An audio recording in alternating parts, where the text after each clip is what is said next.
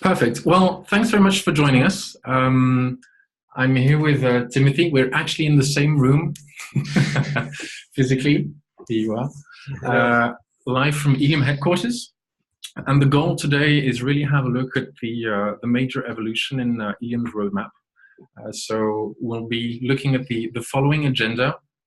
Here today we'll have a quick introduction, basically having a look at who is Elium, where we come from, who are the types of customers that we work with, the pains they're experiencing, and basically what they're looking at solving in terms of problems. Then we'll head live for a demo of the web application. And since part of the major evolution, we have mobile apps finally coming, we'll spend a few minutes to showcase that as well. If you have any questions, we'll take 5 minutes at the end of the session to also address them. And of course, you can always get in touch with our teams afterwards if needed. There's one thing here. At the bottom of your screen, you may see a button called Q&A. You can, at any point in time, just go there and write down your question. So by the end of the presentation, the Q&A, when the Q&A will start, we'll pick the question from there. So please don't use the chat because otherwise we'll lose the question. Use the Q&A feature that has been activated. If you can't find it, just tell us and we'll try to share our screen to show you where it can be found. Okay, cool. Everything ready? Yep. Your side? Okay, brief introduction. I mean, I know we have many customers here today, so hi to you all that already know us. Sorry for the little piece of marketing introduction. But basically, Elium is a European-based company. So we're actually here in Belgium, but we mainly work in Europe, so France, Switzerland, Holland, England, and outside of Europe. We're a software as a service only provider, and we've been around. We actually just celebrated our 10th anniversary here in January, and we're essentially focused on knowledge sharing platforms. So you have many generic collaboration platforms out there. We're really focused on the more knowledge intensive companies or departments that require that. Today we're still a moderate sized organization, but strongly growing. So today we have 32 employees. We onboarded not far off 10 employees in the past 6 months. And we're going to keep on growing, probably hitting the 45 employee mark by the end of the year. So we're hanging in. We're also living the essentials and the benefits of having knowledge sharing already in place before you grow. So that's we're eating our own dog food. And in terms of customers, well, we mainly work with top tier customers. So, I mean, we have our largest rollouts at 50,000 users. I'd say our smallest projects and platforms generally turn around 100 or 200 users. So it gives you a bit of an idea of the types of projects we work on. What we provide is, of course, technology, but technology is about 50% of the answer to these types of issues. So we do provide a whole lot of deployment as well, and support and working on that. Quick word about the customer pains. So here in terms of the main issues that basically people contact us for solving is their organization is in big change. I mean, typically their competitive environment, the globalization impact on their organization provides a lot of complexity and uncertainty. Being able to just capture that change, being able to distribute that internally is one of the issues that they try and solve. The other one is going to be scaling expertise. So it's really maintaining quality in the way that they manage projects, in the way that they actually also learn from each other. Losing knowledge, whether it's internal knowledge, and if we're working with a lot of industrial organizations, so talking about best practices, operational best practices, how to keep that alive and not go out of the window with employee loss, or just customer knowledge as well, is going to be really essential for productivity issues. Another of the pains, and it's actually at first an incentive that's provided to employees, but allowing them to work from home more and more, having distributed teams all around the world for more global organizations, there are actually many pains related to that in terms of ease of access, in terms of transparency. Turnover, this is especially true for consulting firms where it's pretty high frequency work as well. and they're having major issues in terms of employee engagement, because consultants are also going to be typically on the ground at the customer side and not necessarily have a sense of belonging. This can be applied to any type of organization, of course, but in professional services, it's pretty strong. So I think those are the kind of key customer pains that we're facing and our customers are facing. And there's one more of a technological shift. I mean, some of you may already be deploying or using for test purposes tools such as Slack, Microsoft Teams. There's a kind of trend of real-time group chat, real-time communication that's putting a lot of the focus on context switching and short-term information sharing. So there's very little focus actually provided on medium and longer term knowledge sharing, which is, to our belief, where the real value lies. So typically the goals that we're facing is to be able to onboard and deliver more quickly. So these organizations providing a learning environment so that employees can very quickly be autonomous inside the organization. It's not only to have knowledge sharing within a department, but it's really to have cross-departmental, cross-organizational knowledge sharing, not just be locked into silos, and technologies don't always allow that, to have this more global structure of information and being able to dig down until you actually find what you need. Employer branding, this goes also with to pair with the, I'd say the ability to, or the sense of belonging, and just making sure that your employer brand not only touches your customers and your potential customers, but also your employees that are actually the first voice of the company. So having a platform that allows to diffuse that is really important. Operational excellence, we mentioned that, really being able to share best practices, not only in the sense of a document, a structured document, but something that's much more lively, typically where you're going to have e-learning videos, where you're going to have a mix of external articles, internal experiences, and have a story, a narrative that actually evolves over time. So this notion of story is very important, and we'll address that in a few minutes. And moreover, this is more a leadership goal. It's for leaders to be able to give and diffuse sense throughout the organization. So this is about diffusing the mission, the vision of the organization, and actually driving engagement through that as well. Many of our platforms are used for that, and it's a key goal to address the pains that we saw together. So basically what we provide, I mentioned technology and methodology. Well, in terms of technology, it's pretty simple. It's out-of-the-box software as a service platform, and it can be explained in several layers. I mean, historically, Elium was developed with a very strong layer of knowledge management, content management, being able to organize content, having very good search abilities. Then we evolved over time with stronger collaboration abilities. I mean, you might have heard of enterprise social networks with this internal Facebook-like user experience. This is really something that Elium has learned to integrate as well, and to be as easy and as user-friendly as these types of internal social networks. And a very interesting trend that we've been seeing for the past year and a half is that Elium is starting to be deployed, in some cases, as actually the knowledge-centric intranet, the knowledge-centric workplace within these organizations. So this describes pretty well the feature abilities of Elium in three key bullet points. So what concretely are we going to be putting in place with the platform? It's going to be a knowledge-centric workplace that can give access to different business applications as well. So ACT is really the first landing page when you enter the organization. The page you open up in the morning, your modern newspaper, so to speak. It's going to be an environment where teams, especially market intelligence, strategy teams, communication teams, will be able to curate global trends and news and relay that inside the organization. That's going to be a key use case of Elium.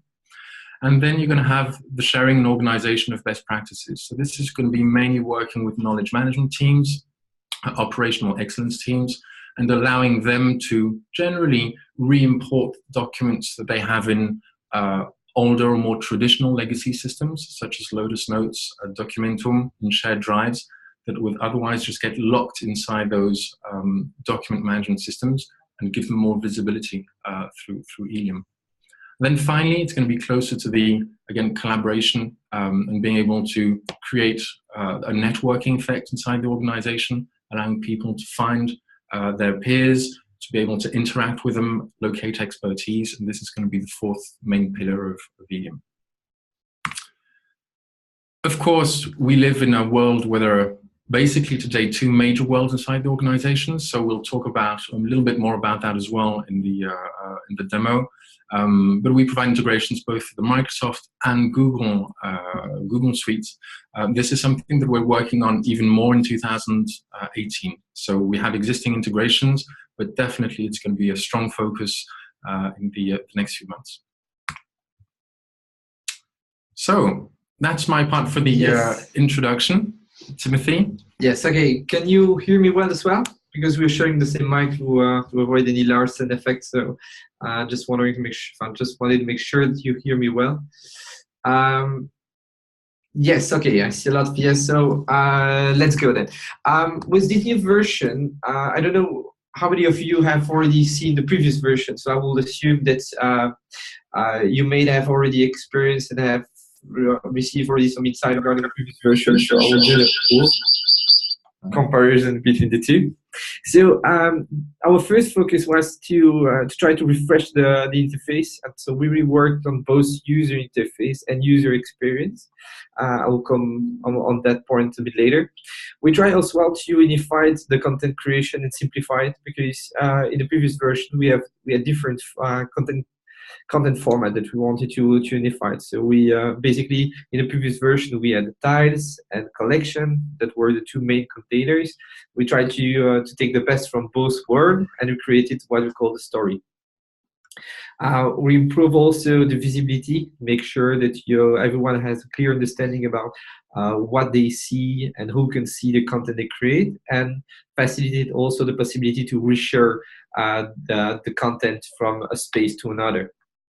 We improve as well the search experience, the ease of administration of the platform, all the project managers having to sometimes deal with platform with more than 40,000 users. And of course, we also release a mobile application that is live since a couple of weeks now. So I think that's the time I start sharing my screen. Oops. Unless we do, yeah. As you prefer. Deal with stop and share screen. Perfect. I'll just try to hide this. I don't know how. No, it won't be seen. Don't worry. I can just but it's preventing me from clicking. So. Okay, so welcome to Elium new version. As you can see, it's lighter, much lighter than the previous interface. As we discussed, as a novel thing, we try to really reorganize, restructure the information. But before I jump into this, I let Gregory introduce you the three main buttons here at the bottom, and I propose we start by the overview. Fantastic, thanks, Timothy. So actually, like in the previous version, and depending on the customers, there are going to be three main views of the platform. The first main view is the one that provides a global overview of all spaces where you can share content, where you're going to be managing user rights as well. And so you're going to have that ability to basically segment and structure your platforms at a document and a space level. So if you come back up one level, Timothy, thanks. You'll see that here on the overview, you're going to be able to also personalize like the look and feel of each of these spaces and groups of spaces. Small mention is that for small platforms, typically these will be individual spaces in which you can enter and share content. For larger platforms, you're going to have a notion of groups of spaces as well. So a two-level architecture. We are currently working on a third level of architecture as well, for very large rollouts and environments that require this. The second vision is, well, based on what's being shared inside these different spaces, you're going to have an activity feed. So this is an activity feed where we're going to be putting content a lot of visibility on the content, previewing documents in the case of document sharing, preview of, in this case, of videos that you can play immediately in the feed as well. So this is really going to be the, like for certain types of users, the default access in a social network type of activity feed, but always putting the story in the limelight. And then the third pillar is going to be the user directory. These three pillars were previously on the left inside Elium. Now we're putting so much emphasis on them because they're so important, especially for mobile access. You're going to have the ability to basically access user profiles. You're going to be able to filter down based on expertise, specific customer profiles. And if you need to find someone or contact that person, you have a rich profile that shows you what he's been sharing recently, the spaces he's part of, perhaps also the way that he's been structured, so the tags that you can apply to him, expertise tags, for example.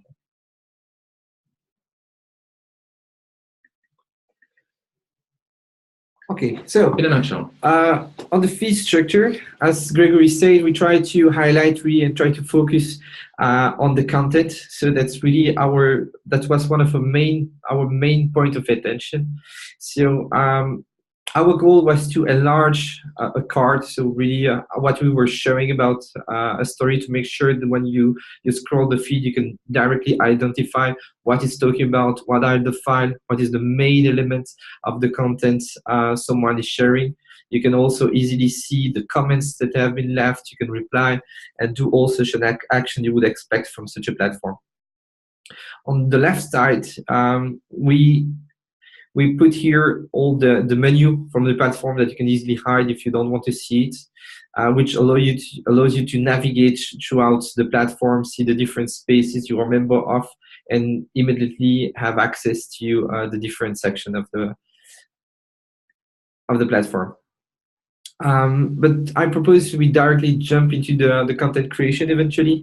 Gregory, so as you can see, you have two options to do it. Either you want to share something really quickly, that you can use what we call our share box. It's basically the same content that you would create through the plus button here. The difference is that you will have a bit less settings options, which allow you to focus on sharing a quick and fast message. So if I go back on the home page and I click on the plus, I mouse over the plus, you can see that either I start from an empty container, or eventually I would like to share an event, a link, a file, or a Google Drive file as well, for example, if you work with the Google environment. But you can also create your own and customize your own format, what we will call some templates. And here, for example, we have two examples, the question and a custom template that we have also created. I will here, just for the example, start from a new content, so you can see what it looks like when it's completely empty. And so as you can see, it's really blank, it's really light, but it's really still as powerful as the previous one. It actually is even more powerful.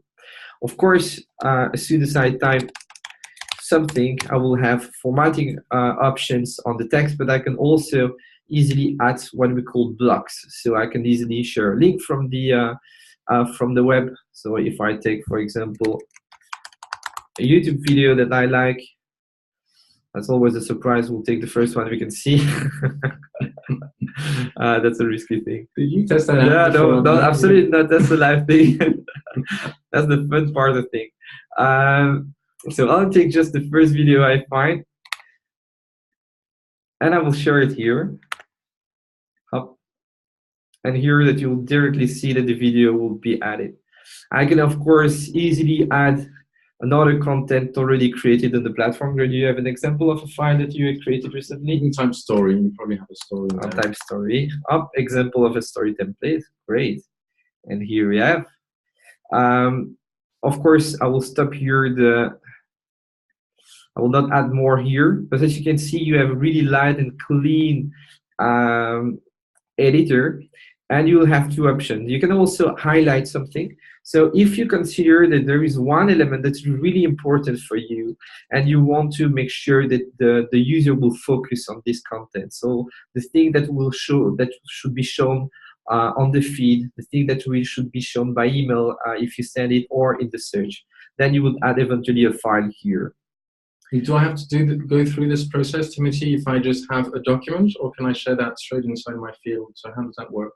Actually, here you started from a blank template, but if you want, you can really do that in a click. So I will just show you that afterward. Here Okay. for the exercise, I will just click and publish in a space. And I will, of course, you still have the taxonomy that we implemented in the previous version that our customer really liked. So you can predefine all the tags you would suggest the user to fill. Of course, user, if you want, you can allow them to add their own tags to enrich your taxonomy. And you can also create some mandatory tags in certain specific spaces. Here for the exercise, we'll just skip that, that step. And my content is now published. So if I come back to the feed, you will see that my content is here, and Gregory, if you want, can immediately go and like it, and you will see that the result immediately. Meanwhile, as Gregory asked, if you wanted to really quickly add a file, so really fast without having to go through all those multiple steps, you have two options. Either you just click on the share box, click on file, and you have the option here to add the file you want. And it's done, simply. The other option is just you mouse over here, you click on file, and you have the exact same results. Now, as you talked, one thing that is really new in this version is the creation of templates. I will not show you in this webinar, but you will see that right from the admin panel of your instance, you will have the possibility to create templates by your own, so it will not depend on us. Right now, we have already created 2 templates, and I will just go and edit one that you already created, Gregory. A little bit of background on this. What we're seeing is that a lot of tools and social tools actually help sharing information, but they're not able to structure it or give a kind of backbone, a kind of template. This is somewhere Elium actually fits in extremely well now. As Timoté is showing you here, we have below inside the template, we actually have the content of a story. So you can put text, you can put attachments, galleries, everything that you could do with collections. But at the top, you're actually going to be able to show specific metadata fields. And some of these fields being a date field, it can be tags, as you can show here. So we can also add a specific tag, which could be the topic. And so you're really going to be able to guide the creation of a story, but according to your specific template. In the case of best practice, you have to start off by the pains, the gains, the financial returns, perhaps related best practices. Perhaps you'll also want to add more specific metadata at the bottom. This is what Timoté was showing as well. All of this is still available to be able to organize and help both admins but also end users share easily structured or semi-structured content. Yeah. So from here, one thing that is really important to highlight is, as Gregory said, you'll have different metadata fields that you can add. We're currently already working on the next version of this template builder that will arrive in the coming weeks. Here is already a first version that can showcase you what you can do. And as you will see that one example of a really interesting use case I discussed with the customer recently is about project management. Currently, the customer was using some space. In certain cases, they were using spaces on Elium to manage some project, but also other part of the team was using folders on a shared folder somewhere in the cloud to manage all the projects. There was a lot of files, a bit lost everywhere, and they couldn't have a clear view on the state of a project. Right now, with this new version, what they're actually doing, they are creating templates that are all the field and all the steps a user should follow in the process of an employee should follow in the process of a project. This way, they have a standard form for every project, and thanks to that, they can extract the information and some meta information in order to collect analytics.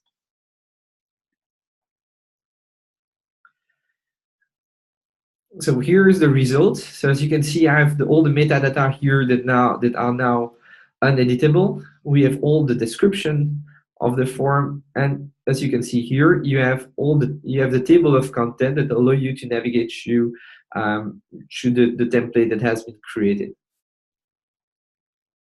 So all of these tags, all of the metadata, what are they going to be for? How is that going to be? Actually, the main use of this, it's useful at different level. The first, of course, is to be able to structure the information and make sure that what the person will feel are the things that you have pre-validated, which will also allow you to sort all this information in the search.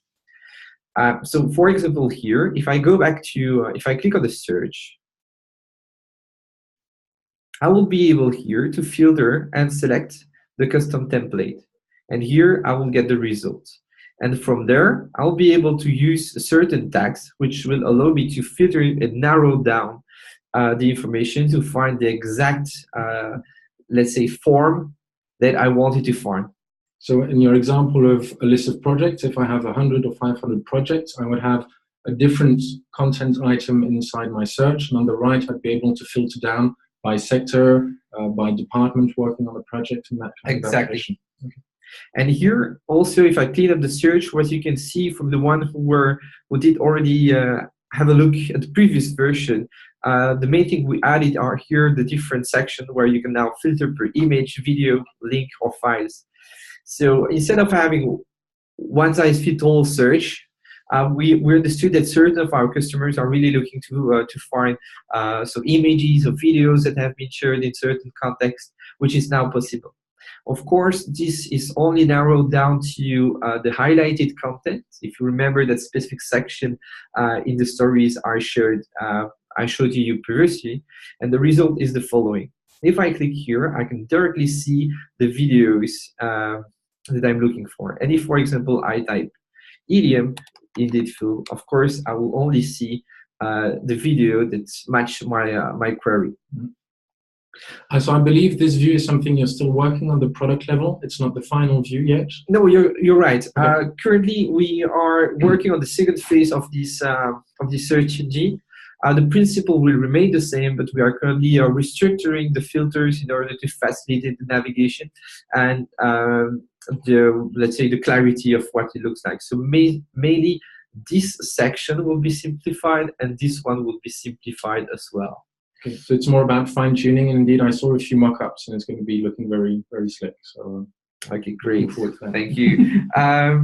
Gregory, is there anything you wanted to show additionally to this? On the web app, I think that's the main aspect. I mean, you can mention the app launcher on the right. Yeah, correct. So that's one small thing we added already in the previous version. So we understood that in many cases, Elium is the central point of let's say it's the main application used by certain employees. So it's the first things, the first place they connect during the day.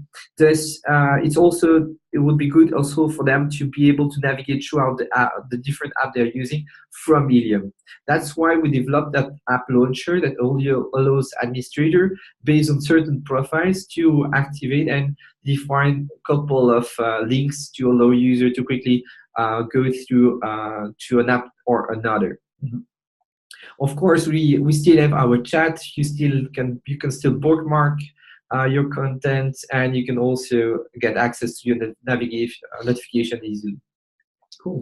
Mobile app. I see the time is flying by. Damn. Yes. Okay. Let me share my my phone there. I will just quickly connect to the app and.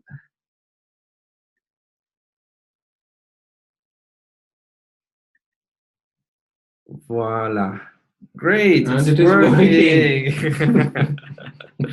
So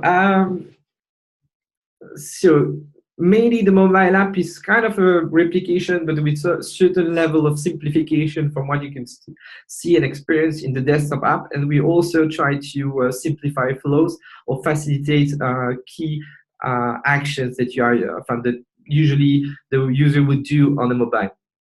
So the feed is, again, same structure. You can find easily the same information, and you can easily visit and see the content. As you can see, the experience is quite smooth right now. You have access to all the documents. In one click, you can preview and download the documents. You can eventually edit the tags or see and leave some comments in this section if you want. So that's probably the first thing you will do. So if I go back here on the home page, you may want to also access your bookmark. Unfortunately, I don't have any. You can easily access your notification as well, and you can create content. So this is something that's really strongly requested, is to be able to create content on the fly. Yeah, and to give you an example, if you are, let's assume that you are a consultant in a consulting firm. Most of the time you are on the road going from a client to another, and you sometimes just want to do some quick checking to say where you are today. Let's do it. So I will add a file, and I want to take a picture. No, with the Elium t-shirt. Wait, yeah, this way. Good.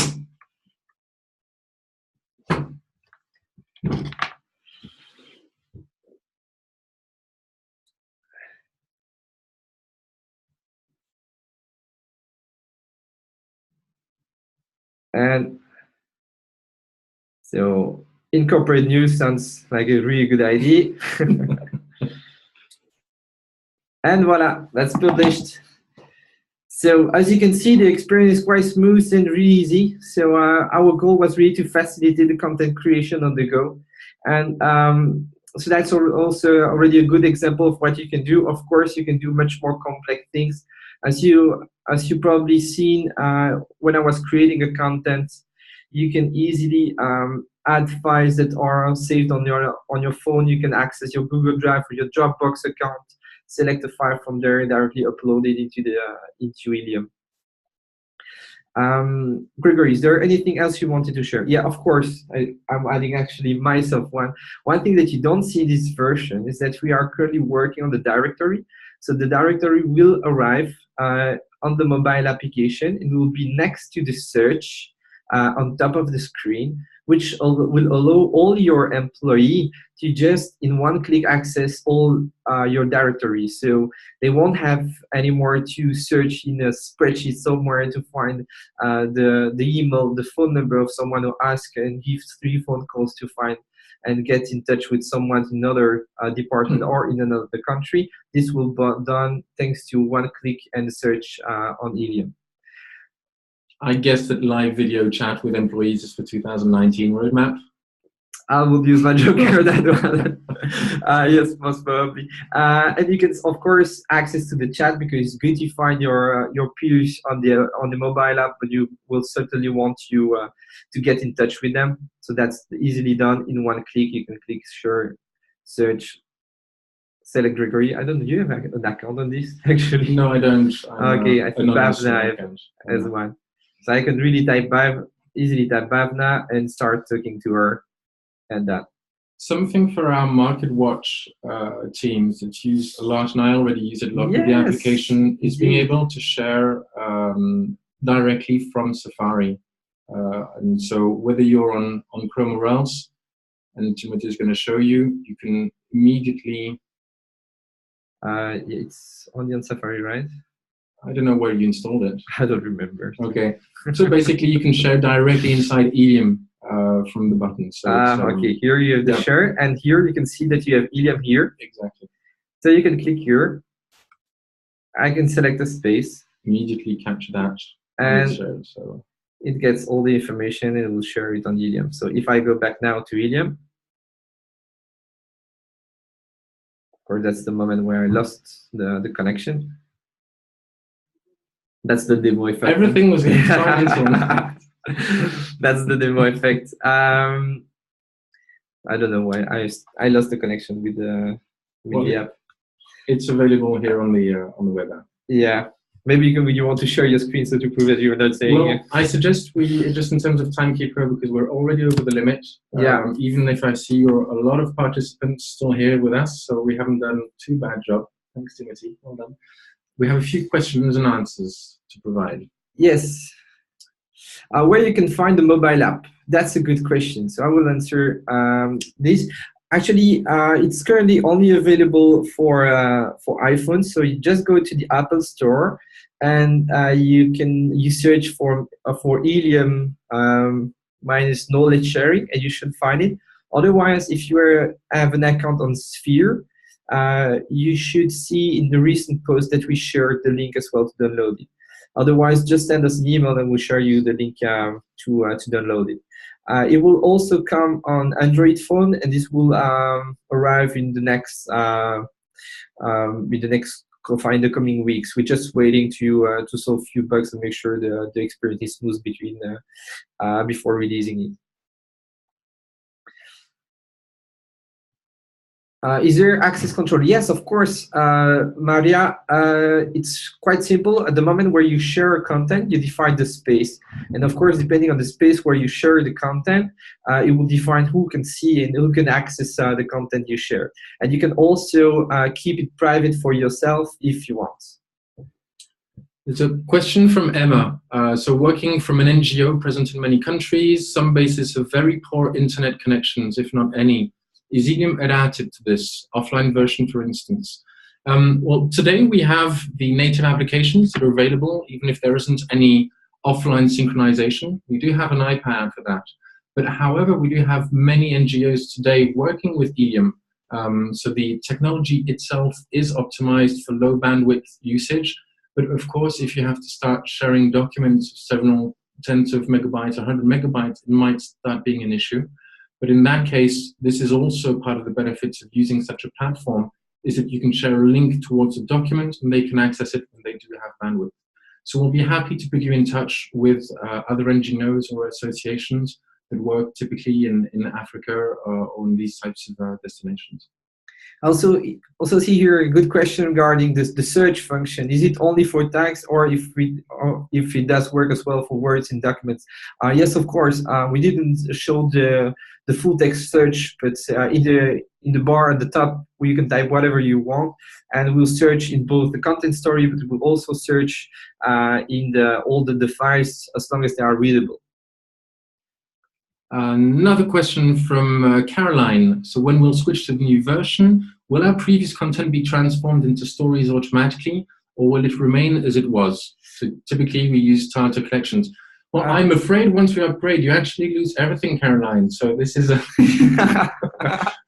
We forgot to mention that. Yes, sorry. But actually, we thought it was a good opportunity for you to start from a blank page. So, voila. No, actually, when you switch to the new version, we're just changing basically the interface. So it means that the content will remain ties in collection for a certain time, and will transform them as soon as you want to edit them. But but really shortly after you migrate to the new version, we'll migrate automatically all your content in the new version to make sure that the experience remains the best one. I have a question of the elephant in the room. Can I synchronize Elium with SharePoint? I love these questions. Well, most of the time we actually replace SharePoint when it's being used as a file share. We do have a first integration, which is going to be with single sign-on. So first of all, with the Office 365 or on-premise SharePoint infrastructures, we'll integrate so that there is seamless links and connections between the two. Regarding content synchronization, this is something that is probably much more complex, and you have to look at the specific user scenario, see where there is value in synchronization. Today, we mainly work with links. You won't have the full text ability inside Elium, but at least you'll be able to point to a whole series of perhaps SharePoint sites where you don't have this global search and this global knowledge sharing. But about 70% of our customers actually do use SharePoint and Elium side by side. So we can talk about that. A quick question of Felix here. Is the app available for everyone, or does it request an extra cost to have access to it? Actually, so the mobile app is free of charge and will be available for everyone migrating to the new version. So the only condition is to upgrade to the new version to have access to mobile app, and it will be available for all your users. I see there. We are receiving so many questions we can't follow. Will there be an integration with Box to connect for files? Thomas, hi, and I believe that you're writing from the other side of the Atlantic. So very pleased to see this question from you today. No, we actually have few customers, at least here in Europe, using Box. So it'll be interesting to see if that trend is coming from the US over to Europe, and so we can get prepared for that. But today it's mainly Google Drive. We didn't show many of the integrations here, but we have several that are functional that work really well, and for OneDrive on the Microsoft side as well. So Box will probably be in third in the row. Yeah. Regarding the download the file, that was also an interesting question here. Is there any manner to integrate folders or groups? Actually, yes. There is one feature that they didn't show. Sorry, in the story, is that actually in the body of a story you can link a Drive folder. So you don't have to download file by file and add them to the story. You can actually just refer to a dynamic Google Drive folder.